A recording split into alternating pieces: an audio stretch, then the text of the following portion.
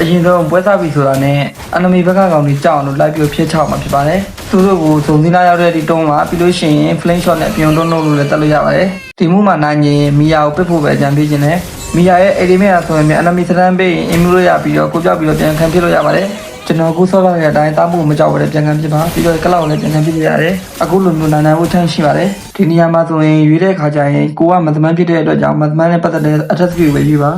ဒီရကံပြီးတော့စောတဲ့ခါကျရင်တစ်ဖက်လူကကိုဝင်နိုင်မှာပါအဲ့ဒီခါကျရင် ADW နဲ့ရှောင်ပြီးတော့လည်းပြန်ပြီးတော့ပြန်ခံပြလို့ရတယ်နောက်ထပ်တဲလန့်ယူတဲ့ခါကျရင်ကိုကိုင်းနာတာမသမန်းဖြစ်လို့ Laos Scope ဆိုတဲ့ရွေးပါမယ်သူကကျတော့ basic attack range ကျဲပြီးတော့ enemy ကို AC ပြလို့ရတယ်တစ်ဖက်သက်ရချောင်းဘတလာ body ဖြစ်တဲ့ကြောင့် MIA element ကိုချမ်းသာပါသူတို့စတန်ပြီးတဲ့ခါကျရင်ကိုရောင်တော့ပြီးတော့ပြန်ကီးလို့ရပါတယ်ခုတစ်ခါမှာတော့ဝဝရဲ့ဗဒန်းရဲ့ဟန်နဘီဖြစ်တဲ့အတွက်ကြောင့်ကျွန်တော်ထိန်းဆော့ရတယ်ပြီးလို့ရှိရင်ဟန်နဘီကကျွန်တော်ဝင်းချိုင်နဲ့ကပြတယ်ဗျာအဲ့ဒီအချိန်မှာကျွန်တော်ပြန်ပြတယ်ပြီးလို့ရှိရင်အဲ့ဒီပလင်းနဲ့ AC ပြန်ပြီးသားပါတယ်ပြီးလို့ရှိရင်ခြုံကိုပြီးပြန်တိုက်ခိုက်တယ်ဗျာဟန်နဘီရောဒီနေရာမှာဗျာကျွန်တော်ဟန်နဘီကို AC လေးပဲတက်လိုက်တယ်ဗျာ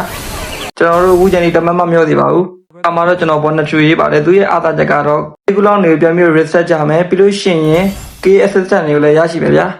ဒီတစ်ခါမှာတော့တားမှုရဲ့ cycle ရဲ့ကလောက်ဖြစ်တဲ့အတွက်ကျွန်တော်တားမှုဆိုတဲ့အတွက်ကြောင့်ကျွန်တော်အနားကိုကလို့မရဘူးဒါပေမဲ့လည်းကျွန်တော်အားသာနေတဲ့အတွက်ကြောင့်ကျွန်တော်နိုင်ပါတယ်နောက်ဆုံးမှာတော့အားသာချက်ဖြစ်တဲ့ super malefic ကောင်ရွေးချယ်လိုက်တယ်သူရဲ့အားသာချက်ကတော့ brother တို့ရဲ့အတိုင်း enemy ကိုအဝေးကနေလှမ်းပြီးတော့ဓာတ်မိပြလို့ရတယ်နောက်ဆုံးပွဲမှာတော့ချောင်းရဲ့ Banata ရဲ့ Brodio နဲ့ပဲပြန်တွေ့တယ်သူတို့တော့ AAC လေးတွေပဲတက်လိုက်ရဘာလို့လဲဆိုတော့ malefic ကရတဲ့အတွက်ကြောင့်ကျွန်တော်တစ်ခါမှမသိတဲ့အတွက်ကြောင့်ပြီးလို့ရှိရင် sky pizza နဲ့ဆက်တက်တဲ့အများများတဲ့အတွက်ကြောင့်ကျွန်တော်တို့ဒီ web ကို number 1နဲ့နိုင်ခဲ့ပါတယ်အခုကျွန်တော်ပြောချင်တာကမသမတ်ကန်တဲ့ခါကျရင်ဓာမိအကကြီးခုလိုမျိုးထွက်အောင်လို့အာလီကနဲ့မှာနေမသမတ်နဲ့ပတ်သက်တဲ့ဟာကိုပဲရွေးချယ်လို့ကြံပေးချင်ပါတယ်တက်ကမီအကောင်ကြီးရင်တော့အာလီမှာတင်တက်နဲ့ပတ်သက်တဲ့ဟာကိုရွေးချယ်လို့ကြံပေးချင်ပါတယ်โอเคအဲ့ဆိုနောက်နေ့မှပြန်တွေ့မယ်